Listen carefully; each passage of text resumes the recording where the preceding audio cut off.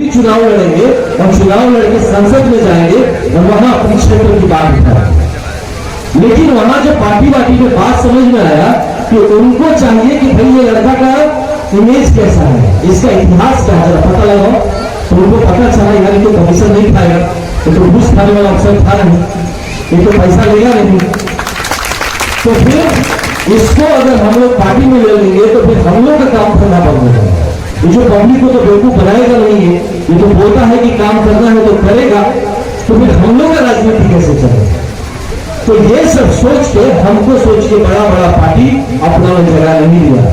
पढ़ा लिखा आदमी IPS ऑफिसर और कहते हैं ना कि अच्छे लोगों को देना चाहिए, अच्छा लोग आदमी को आगे आना चाहिए, बढ़िया आदमी को आना चाहिए, ईमानदार आदमी को। जब आया तो सब अपना पोती दरवाजा रोजा पर ना भैया तुम्हारा जरूरत नहीं है।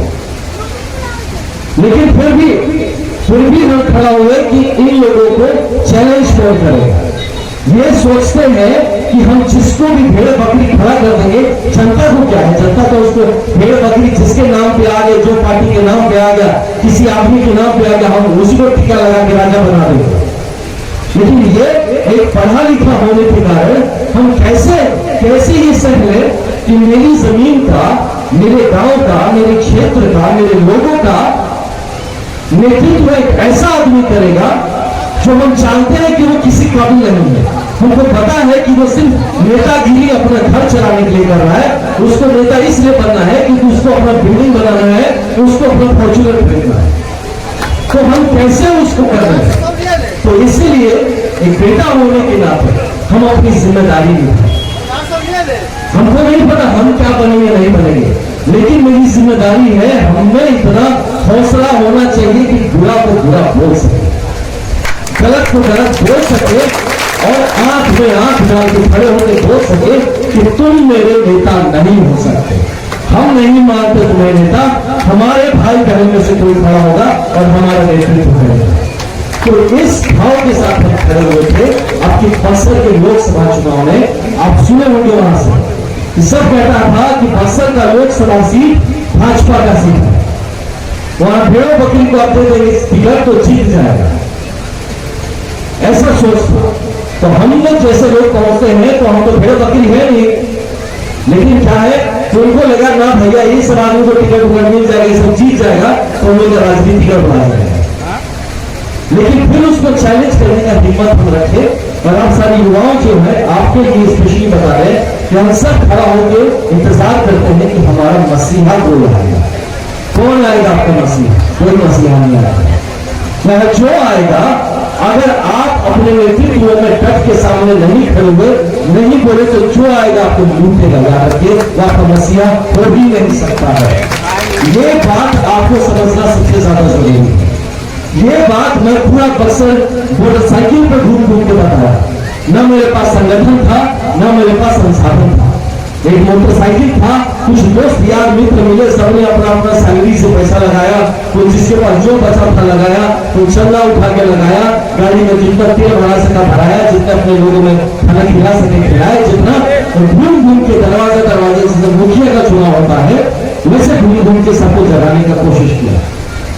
और वहां वो सब पार्टी जिसको लगता था कि उनको कोई हरा ही नहीं सकता, वहां उसको बक्सर की जनता ने बता दिया कि अगर आप हमारे हित में नहीं सोचेंगे, अगर आप नेतृत्व हमारे लिए नहीं करेंगे, अगर आप किसी तीसरे चौथे आदमी के नाम पे हमसे वोट मांगेंगे, तो हमें इतनी ताकत है कि हम अपनी बात आपके सामने रख सकें।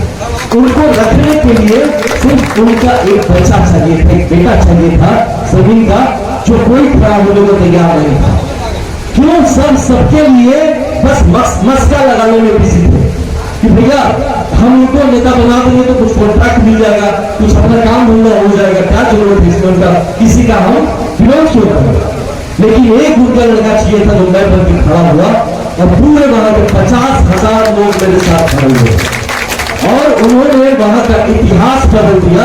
जो पार्टी बार बार जीत रही थी, बार बार सपने दिखा रही थी, लेकिन जगह का कुछ नहीं हो रहा था, उनको कहा गया भैया हमारा बेटा बने ना बने तुमको भी नहीं बनना है, अब की बार हम दिखाएंगे कि हमारी जनता में कितना ताकत है, कि हम अपना सरकार बना सके ना सके, लेकिन ऐसे किसी को नहीं बनाने देंगे जो हर बार आके हमको ठग के जा रहा है। यही जो सोच है ये हमारे युवाओं में आने की जरूरत है। यही हमारे सारे वृद्ध भी जितने हैं, जितने बुजुर्ग हैं, बड़े हैं, आप में आने की जरूरत है। जन स्वराज आपके लिए यही एक मंच लेके आता है। एक बड़ी अच्छी बात बताए प्रशांत जी है, जो आप जानते हैं कि नहीं नहीं पता, सुने हैं कि नहीं, आपको एक बात बताते हैं। आप सोचेंगे जैसे हम भी कि भैया हम तो बहुत कमजोर आदमी हैं, हम तो अकेले हैं, कौन हमको खड़ा करेगा, कौन हमको टिकट देगा, कौन हमको पार्टी सहयोग करेगा, संगठन भी नहीं है मेरे पास, लोग भी नहीं है हमारे पास, धन बल नहीं है, गाड़ी घोड़ा नहीं है, पैसा नहीं है, कैसे होगा? बुद्धि की तरह नहीं चल रहा है कि हम अपना बुद्धि लगा के लोगों को समझाओ जाके वोट मार दे। तो ये सब चीज का निवारण करेगा आपके लिए जन स्वराज। जन स्वराज क्या देगा आपको? संगठन देगा। अगर आपने अपने दम बनाया, मेहनत करने के लिए तैयार है, तो जन स्वराज आपको पहला चीज जो देगा वो है संगठन, और दूसरा जो चीज देगा वो है संसाधन। तो अगर ये दोनों चीज आपके पास हो जाता है, बुद्धि है प्रशांत भैया का खुद, जिन्होंने प्रधानमंत्री बनाया, जिन्होंने इतने मुख्यमंत्री बनाए, वो प्रशांत जी खुद अपनी बुद्धि आपको देने को तैयार है, और उसके लिए अपना पैसा भी लगाने को तैयार है, अपना संगठन, अपना पार्टी, अपनी टिकट देने को तैयार है। आपको सिर्फ एक चीज लेके आ गया है, वो है साहस।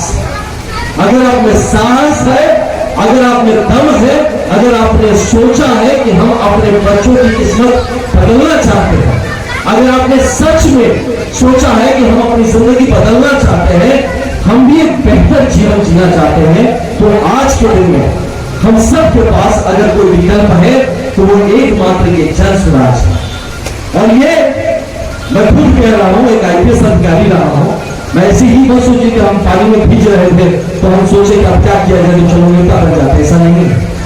हम जिला में एसपी, 5 जिला का एसपी हम रहे हैं, 5 जिला, 1 जिला नहीं, 2 जिला नहीं, 3 जिला नहीं, 5 जिला का हम एसपी हैं। तो 5 जिला चलाने के बाद और किस तरह से आपके हमारे बीच में पंडित जी भी एक हमको नजर आ गए, जो हम लास्ट सिंह नौगांव जिला में थे, तो पंडित जी वहीं पे थे, तो आपके ही है, आप पूछ लीजिएगा इनसे कि जहां भी गए वहां पे शांति स्थापित किया, जहां भी रहे वहां पे सही मायने में स्वराज स्थापित किया। तो अगर समझदारी इतनी है मेरे में कि 5 जिला चला सके, इतना अगर कर्मठता है कि राष्ट्रपति अपनी वीरता पुरस्कार से हमको पुरस्कृत कर सके, अगर इतना हम कम से काम किए हैं कि मुख्यमंत्री का उत्कृष्ट जो पदक है वो हमको मिल सकता है, तो आप समझ सकते हैं कि अगर मेरे जैसा आदमी जन स्वराज को चुना है तो कोई बेवकूफी में नहीं चुना है, खुद बजा के चुना है, सोच समझ के चुना है। तो यही एक हम मैसेज आपके पास लेके आए हैं आज। हम आपको उत्साहित या उत्तेजित नहीं करना चाहते, इसीलिए बड़े सलीके से धीरे धीरे समझाने की कोशिश कर रहे हैं कि अगर हम जैसे लोग जन स्वराज में जुड़ रहे हैं तो आप इस बात को समझिए कि यहाँ पे कोई 3-5 नहीं है। अगर आप यहाँ भी भरोसा नहीं कर पाएंगे तो आप अपने बच्चों के बेहतर भविष्य पर भरोसा शायद नहीं करते, कभी आप इस पर भरोसा नहीं करते। तो अगर आप भरोसा करते हैं कि अगर आपके बच्चे में योग्यता है, आप में योग्यता है और आपको अवसर मिल सकता है, अगर आपको इस बात में भरोसा है, तो आज के दिन में, हम 5 साल बाद का बात नहीं कर रहे, हम तो भूतकाल का बात है, आज के दिन में आप ठोक बजा के देख लीजिए, घुमा के देख लीजिए, नजर दौड़ा के देख लीजिए, पूरे देश में अगर आपको जन स्वराज से बेहतर विकल्प दिखता है तो आप जरूर उसको चुन लीजिए। इसीलिए हम आपके पास ये मैसेज लेके आए कि आज के बाद जो लोग यहाँ पे अभी तक बैठे हैं और जिसको हमारी बात समझ में आ रही है, वो घर में जाके थोड़ा चिंतन करें कि हम सब इतने दिन किसके लिए वोट डाल रहे थे, हम किसको राजा बनाने चले थे, हम क्या अपने भविष्य का सोचते थे। आपके पास खेत होगा, आपके पास बड़ा खेत हो सकता है, आपके पास काम करने का क्षमता भी हो सकता है, लेकिन आपको किस बात पर वोट मांगा जाता है? कोई आपको बोलता है कि हम आपको खेती बेहतर कर देंगे, हम आपको ट्रैक्टर कैसे खरीदा जाता है, आपको कैसे संसाधन बैंक से कैसे बढ़िया से लोन लेके कैसे अपना खेती बेहतर किया जा सकता है। कोई सिखाया है वोट मांगने वक्त आपको? नहीं सिखाता है आपको खेती करने की बात। कोई नहीं बोलता है आपको कि अपने बच्चे को कैसे मजबूत बना सकते हैं। आपको क्या सिखाता है, क्या बोलता है कि हमको वोट दे दो तुमको हम 5 किलो अनाज देंगे। तो नहीं चाहता है कि आप मजबूत बने, तो चाहता है आप कमजोर बने, अपने घुटनों पे रहे, आप रेंगन पे रहिए। वो नहीं चाहता कि आप उसके बराबर पैर पे खड़ा होकर आंख से आंख मिला के सवाल पूछें। वो चाहता है आप भूखे रहिए। वो इसलिए चाहता है कि आप भूखे रहे, तो आप भूखे रहेंगे तो आप सिर्फ क्या मांगेंगे?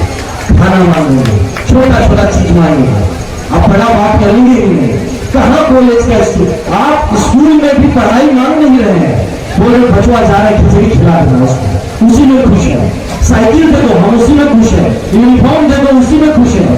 पढ़ाई के बारे में हम तो नहीं चाहिए। क्यों? क्योंकि आपको इतना दरिद्र बना के रखा जाएगा, आपको आपकी सोच को पंगु बना दिया जाएगा।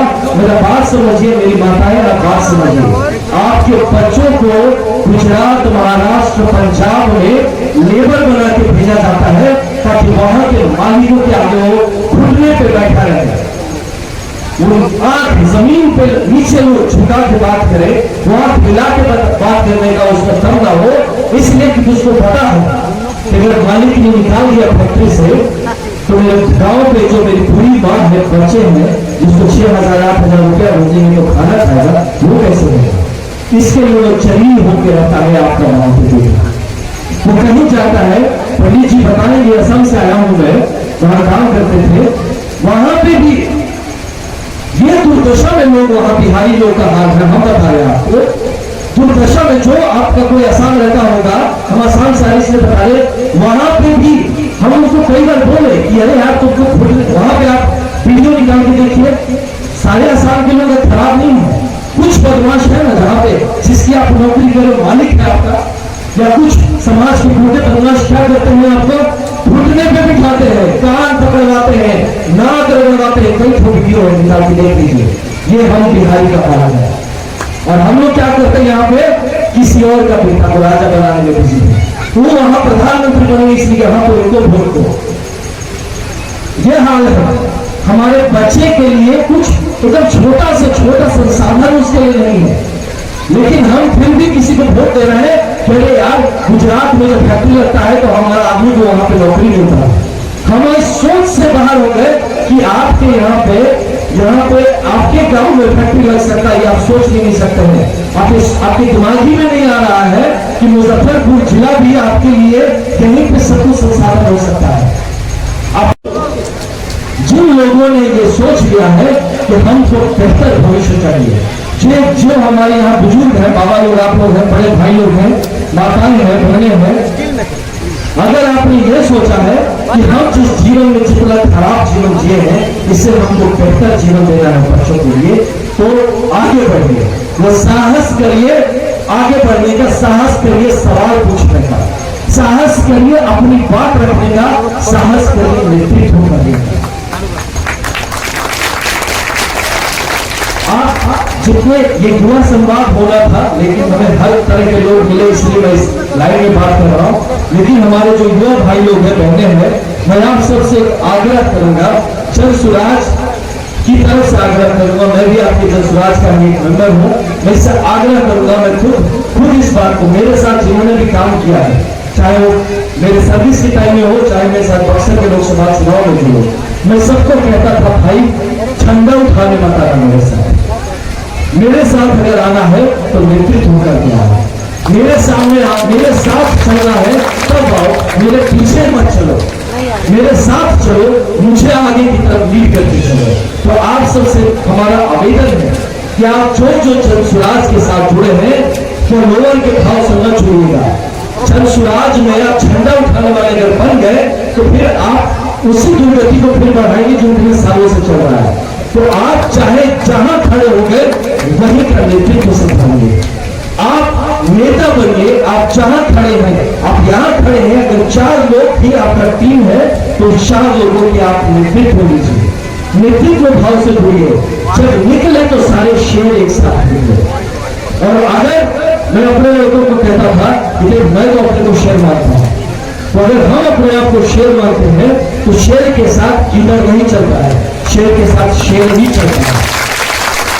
तो इसलिए आप भी अपने आप को वो शेर समझिए। अगर आप प्रशांत भैया को मानते हैं कि भैया शेर हैं, अगर मुझे भी मानते हैं कि मुझमें भी कुछ शेर वाली बात है, तो आपको साथ चलने के लिए, आपको साथ बढ़ने के लिए आपके अंदर छुपे हुए शेर को निकालना जरूरी है। आपके साथ बहुत सारे गीदड़ भी दौड़ेंगे रेस में, आपके साथ अलग अलग जानवर भी रेस में चलेंगे, लेकिन शेर जब आगे चलेगा उसके साथ लास्ट तक उस मुहिम तक जो रुकेगा रहेगा वो शेर रहेगा। तो अपने अंदर के शेर को जगाइए। मैं इसलिए कह रहा हूं कि आपको किसी भी आनंद मिश्रा, किसी भी प्रशांत किशोर, किसी भी चंदन जी के आने की जरूरत नहीं होनी चाहिए। आप ही आपके यहाँ के नेतृत्व लीजिए, आप ही यहाँ का नेतृत्व उठाइए और आपके अंदर से ही आपका नेतृत्व उठ के आना चाहिए।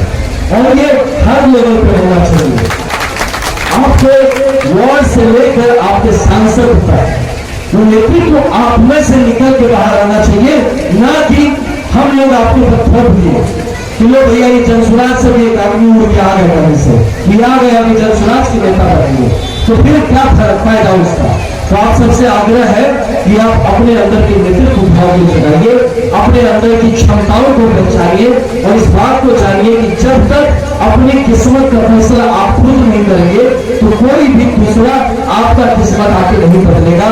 जो आएगा वो अपनी किस्मत बदलेगा, वो अपने चंद लोगों की किस्मत बदलेगा, वो अपने बच्चों की तकदीर के बारे में सोचेगा, आपके बारे में नहीं सोचेगा।